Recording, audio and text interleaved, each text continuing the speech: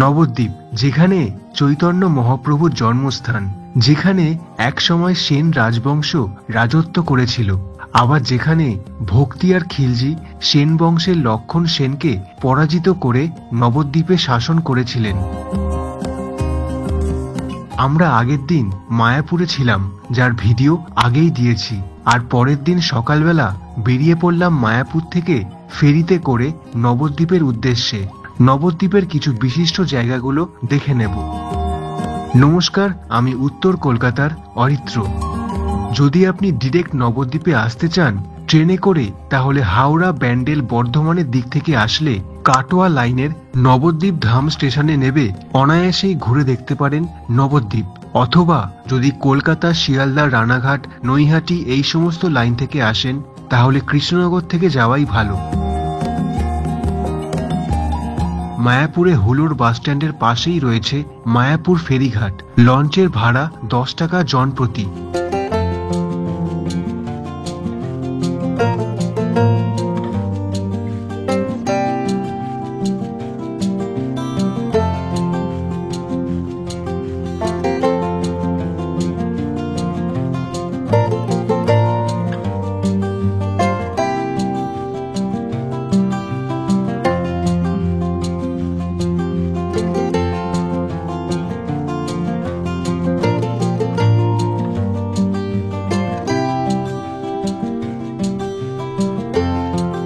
এই হচ্ছে জলঙ্গি নদী।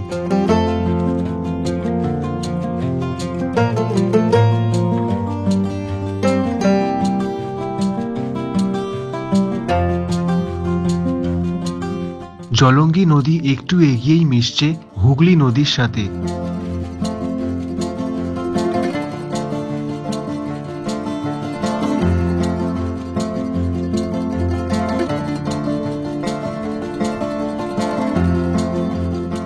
নবদ্বীপ থেকে মায়াপুরে ফেরিতে গেলে এই জলঙ্গি হুগলি নদীর সঙ্গম চোখের তৃপ্তি মেটায়।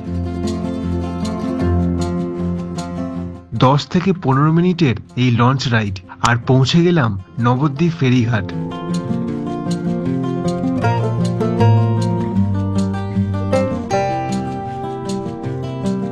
আপনি যদি নবদ্বীপ থেকে মায়াপুরে ফেরিতে করে ফিরে যান, তাহলে 10 টাকার আবার টিকিট কাটতে হবে। এখানে লেখা আছে যদি নৌকো রিজার্ভ করেন মায়াপুরের জন্য, তাহলে 210 টাকা লাগবে। 1 থেকে 7 জন ম্যাক্সিমাম প্যাসেঞ্জার হতে হবে। ফেরি ঘাট থেকে বেরিয়ে আমরা বাইরে থেকেই টোটো ঠিক করে নিয়েছিলাম, তবে ব্রেকফাস্টটা এখানে করিনি। ফেরি ঘাটে অনেক দোকান আছে, কিন্তু আমরা একটু এগিয়ে ভেতরে এই দোকান থেকে কচুরি আলুর তরকারি খেয়েছিলাম।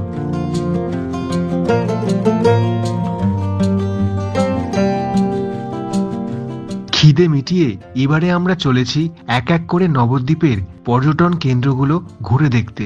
নবদ্বীপে যে সাইট সিইং করার জন্য গাড়ি ভাড়া লাগে, রিক্সা আছে যার ভাড়া 250 টাকা, আর যদি টোটোয় করে যান তাহলে 400 টাকা ভাড়া পড়বে পুরো নবদ্বীপ ঘুরতে। এবারে ভাড়া বছর বছর বাড়তেই থাকে, সেটা এখানে এসে দরদাম করে আপনি টোটোয় সারা নবদ্বীপ ঘুরতে পারেন। প্রথমে চলে এলাম শ্রী শ্রী সমাজ বাড়ি আশ্রম। এখানে আছেন শ্রীমৎ রাধা রমন চরণ দাসের পুণ্য সমাধি মন্দির। তিনি ছিলেন সত্যিকারের একজন মহান ব্যক্তি। তেনার হৃদয় অনেক বড় ছিল। তেনার বিশাল কাজকর্মের ক্ষমতা, যা যুক্তি ও বিজ্ঞানের মানুষেরা দেখলেও বিশ্বাস করবেন না। তিনি আন্তরিকভাবে শ্রী চৈতন্যের শিক্ষা অনুসরণ করেছিলেন এবং শ্রী চৈতন্য মহাপ্রভুর অনেক কার্যকলাপ নতুন করে পুনর্জন্ম দিয়েছিলেন, যা ততক্ষণে মানুষ ইতিমধ্যেই ভুলে গিয়েছিল। তিনি ছিলেন শ্রী চৈতন্য মহাপ্রভুর বিশ্বজনীন প্রেম ধর্মের জীবন্ত প্রতিমূর্তি। তিনি চৈতন্য মহাপ্রভুর প্রেমের বার্তাকে এক জায়গা থেকে অন্য জায়গায় দাঁড়ে দাঁড়ে এবং ব্যক্তি থেকে অন্য জায়গায় পৌঁছে দিতেন। গান গেয়ে, নাচতে নাচতে, হাসতে হাসতে এবং কাঁদতে কাঁদতে, স্বয়ং মহাপ্রভুর মতো আনন্দে আনন্দে তিনি আমাদের বলেছিলেন যে কিভাবে আমাদের সমস্ত দুঃখ সহজেই দূর করা যেতে পারে এবং আমরা জীবনের সর্বোচ্চ লক্ষ্য অর্জন করতে পারি। সমাজবাড়ি থেকে বেরিয়ে একই রাস্তায় আরো 3টে মন্দির রয়েছে। এটা হচ্ছে শ্রী শ্রী সোনার গৌরাঙ্গ মন্দির, নবদ্বীপের অন্যতম গুরুত্বপূর্ণ বৈষ্ণব ক্ষেত্র সোনার গৌরাঙ্গ মন্দির। দেবালয়ের দোতলায় গর্ভগৃহে রূপোর সিংহাসনে সোনার গৌরাঙ্গ, তার নামেই এই মন্দিরের নামকরণ। মূর্তিটা অষ্টধাতু দিয়ে তৈরি করা হয়েছে। ঠাকুরের ছবি তোলা বারণ। এখানে মূর্তিটা নির্মাণ করেছিলেন শান্তিপুরের শিল্পী ব্রজ দুলাল দাস, নিত্যানন্দ প্রভুর বংশধর প্রয়াত প্রতাপচন্দ্র গোস্বামী, সোনার গৌরাঙ্গ মন্দিরের প্রতিষ্ঠাতা। এখানে ঢুকতে 10 টাকা মূল্য লাগে জনপ্রতি। একই রাস্তায় রয়েছে শ্রী শ্রী জগাই মাধাই উদ্ধার মন্দির। শ্রী চৈতন্য দেবের সঙ্গে প্রথমে বিরোধ থাকলেও পরবর্তীতে শ্রেষ্ঠ শিষ্য এবং প্রচারক হয় জগাই মাধাই। নবদ্বীপের প্রত্যেক মন্দিরেই শ্রী চৈতন্য দেবের পুজো হয়, উচ্চারিত হয় জগাই মাধাইয়ের নামও।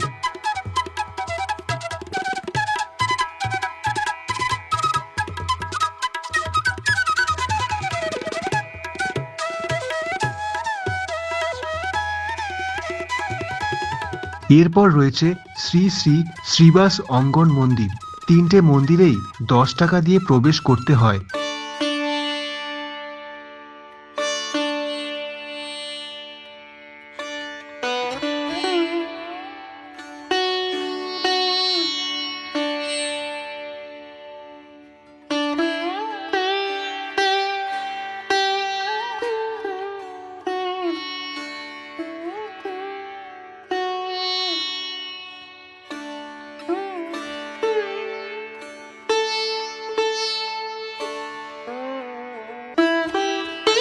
সমাজবাড়ি, সোনার গৌরাঙ্গ, জগাই মাধাই আর শ্রীবাস অঙ্গন মন্দির, এই 3টে মন্দির দেখে এইবার চলেছি রাধা রানী মন্দিরের দিকে।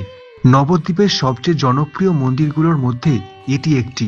রাধারানী মন্দিরটি ভগবান কৃষ্ণের প্রতি দেবী রাধার প্রেমের প্রতীক। মন্দিরের পেছনের গল্পটি হল যে দেবী রাধা ভগবান কৃষ্ণের উপর রেগে গেছিলেন এবং তাকে ছেড়ে জঙ্গলে চলে গিয়েছিলেন।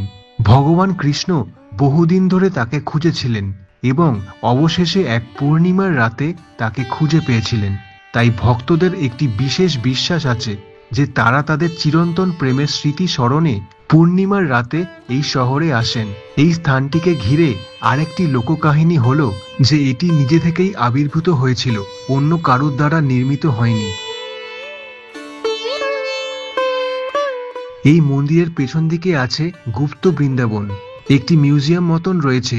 10 টাকা এন্ট্রি ফি একজনের। আমি কিছু ছবি দেখালাম, বেশি ছবি তুলিনি। আপনি এসে অবশ্যই দেখবেন এই গুপ্ত বৃন্দাবন।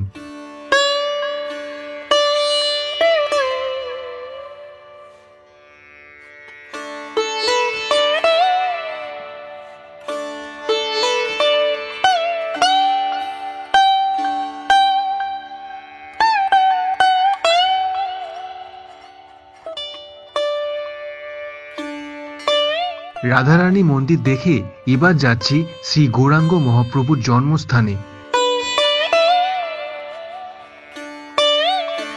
এটা হচ্ছে নিম গাছ। নিম গাছের নিচে রয়েছে একটা মন্দির, শ্রী গৌরাঙ্গ মহাপ্রভুর মা শচী মাতা। এটা হচ্ছে প্রাচীন মায়াপুর, যেখানে গৌরাঙ্গ মহাপ্রভুর জন্মেছিলেন। সব গ্রন্থে লেখা আছে মহাপ্রভুর আবির্ভাব। একটা বিতর্ক তো আছেই যে মহাপ্রভুর জন্মস্থান মায়াপুরে নাকি নবদ্বীপে। যদিও আমাদের এই বিতর্কের থেকে ওনার অস্তিত্ব অনেক ঊর্ধ্বে, তেনার চিন্তাভাবনাই আসল।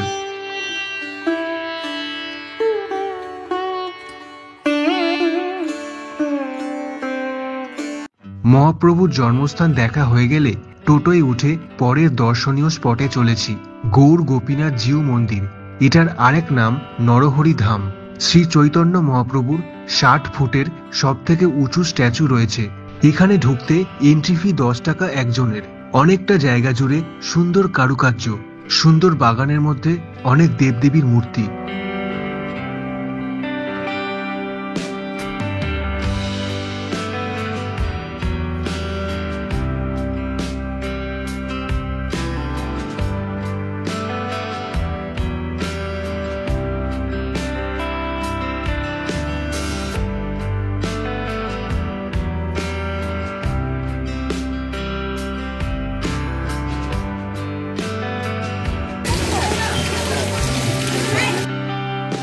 ভেতরে আছে একটা মিউজিয়াম।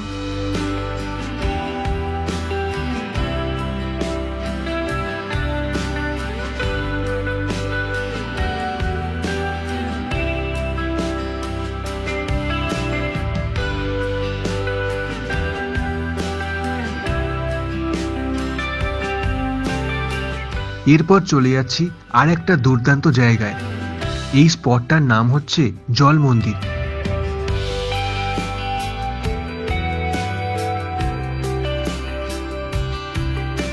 এর ভেতরে আছে ডিয়ার পার্ক।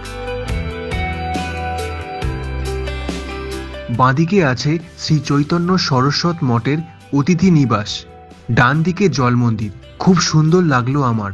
আপনার নবদ্বীপ সম্পর্কে কিছু স্মৃতি এবং কথা কমেন্টে লিখবেন। আর এই মন্দিরের একদম শেষ প্রান্তে রয়েছে প্রচুর হরিণ, হরিণের খাঁচা। বাইরে থেকে কিছু শাকসবজি কিনলাম 10 টাকা দিয়ে হরিণদের খাওয়ানোর জন্য। হরিণের খাঁচার পাশে খরগোশেরও খাঁচা রয়েছে। আর জলে দেখতে পেলাম জলঢোরা সাপ। কি ঠিক বললাম তো? এটা জলঢোরাই তো। বেশ অনেকক্ষণ এই জল মন্দিরে কাটিয়ে এবারের মতন নবদ্বীপকে বিদায় জানিয়ে চলে যাব আমার শহর কলকাতায়। তবে নবদ্বীপকে নিয়ে আরো অনেক ডকুমেন্টারি করার ইচ্ছে আছে ভবিষ্যতে।